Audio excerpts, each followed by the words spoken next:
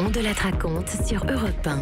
Et voici le journal du Monde qui est présenté ce soir par Virginie Salmen. Bonsoir à vous Virginie. Bonsoir Christophe. On a laissé Sophie Larmoyer se reposer un peu et on va commencer par raconter l'histoire d'un Chinois.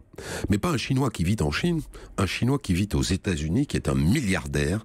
Il serait capable, depuis son luxueux appartement avec vue sur Central Park, donc à New York, de faire trembler les dirigeants de Pékin. Et pourquoi donc et comment donc? Alors d'abord, pile le jour de l'ouverture du congrès du Parti communiste. Vous entendez la musique, c'était la musique qui était à l'ouverture du parti ce matin. 19e congrès, donc, qui a débuté en grande pompe. Ce dissident d'un genre inédit, Guo Wengui, a parfaitement choisi son moment pour menacer les hauts dignitaires chinois. Lui, c'est un magnat de l'immobilier. Arrivé aux États-Unis il y a 2 ans, après avoir fait fortune en Chine, costume blanc clinquant, lunettes de soleil m'as-tu vu, il joue le dissident dans son appartement payé 68 millions de dollars. Et donc, il menace d'inonder Twitter de révélations, je cite, sur la petite bande de mafieux qui dirige la Chine pendant ce congrès, moment très solennel avec ses 89 millions de membres, qui a lieu tous les 5 ans et qui ne tolère aucun trouble à l'ordre public à l'intérieur du pays. Mais il veut faire ça via Twitter et YouTube. Twitter et YouTube ne sont pas accessibles en Chine.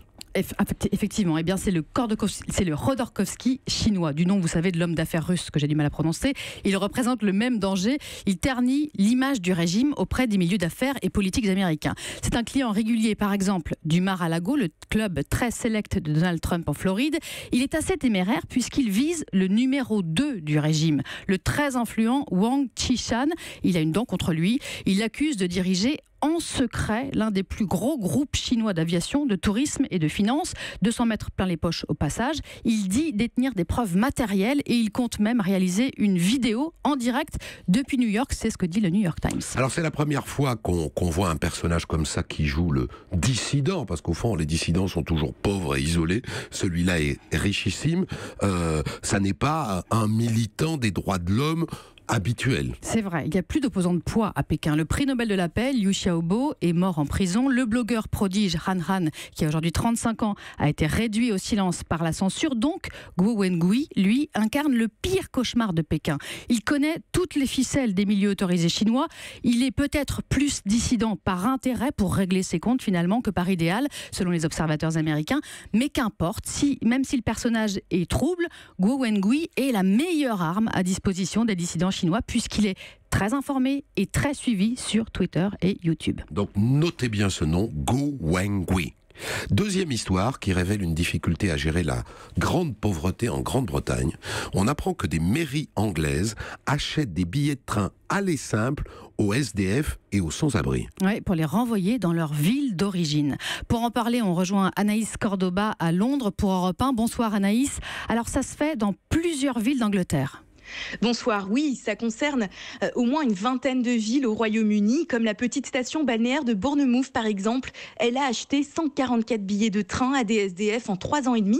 Selon des SDF interrogés par la BBC, sur place, la mairie de cette petite ville touristique craint pour son image et mènerait une politique assez agressive envers les sans-abri. Comme partout au Royaume-Uni, le nombre de SDF y a fortement augmenté, plus 130% en 6 ans, en cause notamment l'augmentation de la pauvreté et les hausses constantes des prix du logement. De plus grandes villes comme Londres, Manchester ou Bristol se sont aussi lancées dans cette opération. On apprend que ces billets de train sans retour sont présentés comme des mesures de reconnexion. Les mairies prétendent aider les sans-abri à retourner dans une ville où ils ont des proches, de la famille, qui pourraient les extraire de la rue. Elles affirment que seules les personnes dont on est bien sûr qu'elles ont quelqu'un sont envoyées vers d'autres villes. Oui, donc il y a une bonne intention affichée, mais la réalité c'est qu'il s'agit d'expulsion déguisée. Oui, effectivement, il y a ce SDF à Bournemouth qui raconte que la mairie lui a proposé un billet de train à destination de Manchester, ville où il n'a jamais mis les pieds. Il s'appelle Gareth, la quarantaine, très ému. Il a voulu dénoncer cette pratique. Originaire de Bournemouth, il s'est senti jeté dehors par sa ville natale. Ça m'a rendu malade, raconte-t-il. Il a été complètement bouleversé par cette tentative d'expulsion. Pour lui, Bournemouth veut se débarrasser des SDF pour attirer de nouveaux habitants et il n'est pas le seul à le penser. Une responsable responsable local de la soupe populaire dénonce un nettoyage social, un désengagement de la mairie de ses responsabilités envers les SDF. Au Royaume-Uni, les associations d'aide aux sans-abri sont montées au créneau. Elles se disent très inquiètes de cette tendance. Merci à vous Anaïs Cordoba en direct de Londres, et on verra si cette idée qui fait florès en Grande-Bretagne traverse un jour la Manche et si on la retrouve en France. À mon avis, oui. 2 infos en bref, Virginie Salmen. D'abord, on a publié le numéro de portable d'un président par erreur. Eh oui, une grosse bourde, le numéro du président du Brésil, Michel Temer, mis en ligne sur le site de la Chambre des députés. Alors, il y a un journaliste du quotidien O Globo qui a tenté sa chance. Il a demandé, pour être sûr, « Allô, je parle bien au président ?» Et à l'autre bout du fil, Michel Temer a répondu parfaitement. Avant de lui donner le numéro de sa collaboratrice, il a répondu quand même de bonne grâce à quelques questions pour le journal. Le numéro a ensuite dû être désactivé par ses services. Oui. Alors il faut préciser qu'il avait été mis en ligne au milieu d'une montagne de documents en lien avec sa mise en accusation dans une affaire de pot de vin de plusieurs millions d'euros. Et puis, en bref aussi, Ivanka Trump, vous savez, la fille du président des États-Unis, eh bien, elle confie qu'elle a été punk et qu'elle a eu les cheveux bleus. Et oui, elle a eu une phase punk, c'est ce qu'elle écrit dans un passage du livre de sa mère, Ivana Trump, sorti il y a quelques jours. Ce sont des journalistes du New York Magazine qui l'ont repérée. Et Ivanka, qui est aujourd'hui conseillère de Donald Trump, quasi first lady diront certains, raconte qu'elle a pleuré une journée entière à l'annonce de la mort du chanteur Kurt Cobain.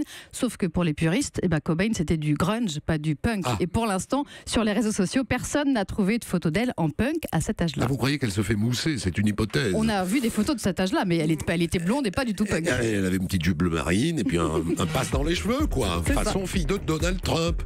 Dans un instant, Benjamin Muller. Europe 1.